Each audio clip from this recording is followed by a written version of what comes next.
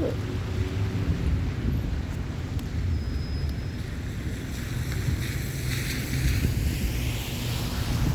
frères et sœurs. On est ici pour vous parler du royaume de Jésus-Christ.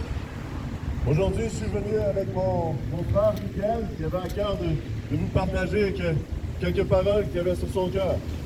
Vous partager à quel point il aime le Seigneur. Bonjour, Trakali. Aujourd'hui, nous sommes venus vous parler de l'amour du Seigneur Jésus-Christ et comment il a chamboulé nos vies. Dans le président, je voudrais vous décrire l'amour de Jésus-Christ et qu'est-ce qu'il a changé dans la vie. Ça peut être amené un témoignage de l'amour de Jésus-Christ dans vos vies.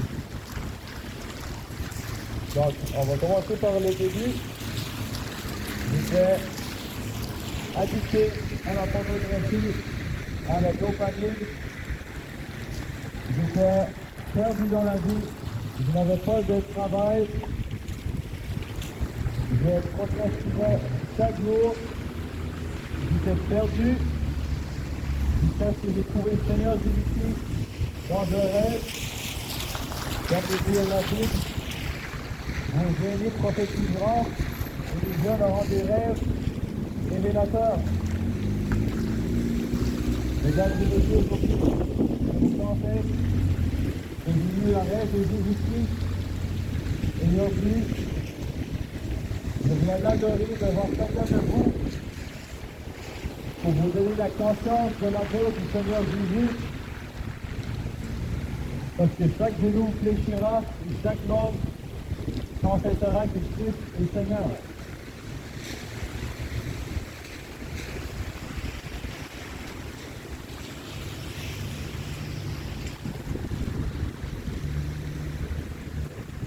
Yes, merci, Michel. Oui, comme Michel vous disait, un jour tout genou va fléchir et toute langue va confesser que Jésus est Seigneur. Et de la même façon, d'une façon différente, mais dans la même méthode que le Seigneur s'est révélé dans la vie de mon frère Miguel, et où ce qu'il s'est révélé dans un rêve, moi je l'ai vu en personne dans ma maison, et devant lui j'ai fléchi mes genoux.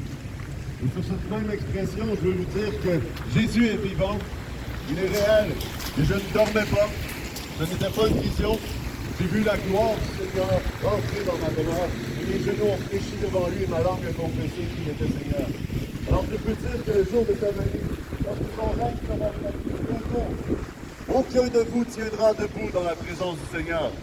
Tout le monde va fléchir les genoux. Et la question, c'est qu'en ce jour où tout le monde fléchira les genoux, est-ce que le Seigneur va vous dire, entre dans la joie de ton maître, bon fidèle serviteur, ou il va dire, retire-toi de moi, toi que je n'ai jamais connu. C'est la chose la plus magique qu'on pourrait entendre de votre vie, que le Seigneur Jésus te dise qu'il ne t'a jamais connu. Alors aujourd'hui, j'aimerais vous partager comment connaître le Seigneur. Car la vie éternelle, c'est de le connaître. Oui, en ce jour, je vais vous parler du chemin qui mène à la vie éternelle, du chemin qui mène au royaume. Parce que le Seigneur Jésus a dit, cette bonne nouvelle du royaume sera annoncée à tous, et ensuite viendra la fin. Mais les gens auront perdu l'amour de la vérité.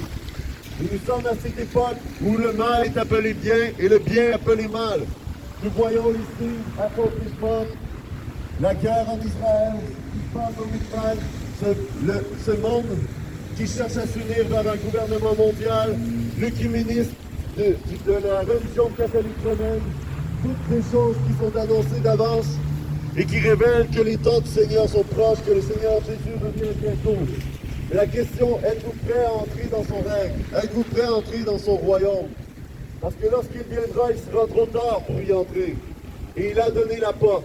Il a dit, je suis le chemin, la vérité et la vie. Nul ne vient au Père que par moi. Si vous avez un autre guide, si vous avez un autre chemin que Jésus, vous êtes séparés de lui. La religion catholique vous enseigne à prier les saints, à invoquer Marie, ou à aller vers toutes sortes d'idolâtries avec des statues. La Bible est claire, elle dit qu'aucun idolâtre entrera dans le royaume des cieux.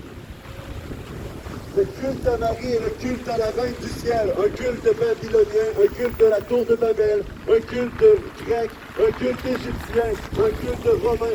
La reine du ciel est une idolâtrie qui demeure depuis toujours. Et cette reine du ciel, la nation acadienne, en 1884, a consacré son drapeau en mettant l'étoile de Marie sur son drapeau et déclarant qu'il s'est consacré à la Sainte Vierge.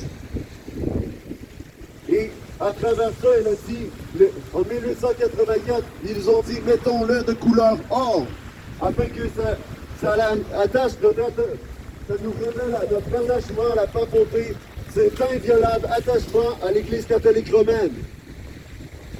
Votre drapeau acadien a été une consécration aux œuvres des ténèbres.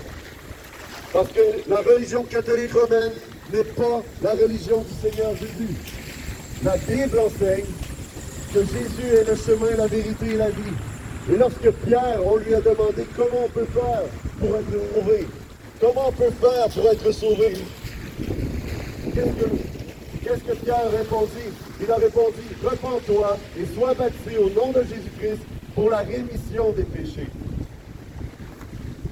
Et cette promesse est pour cette génération et toutes celles qui suivront.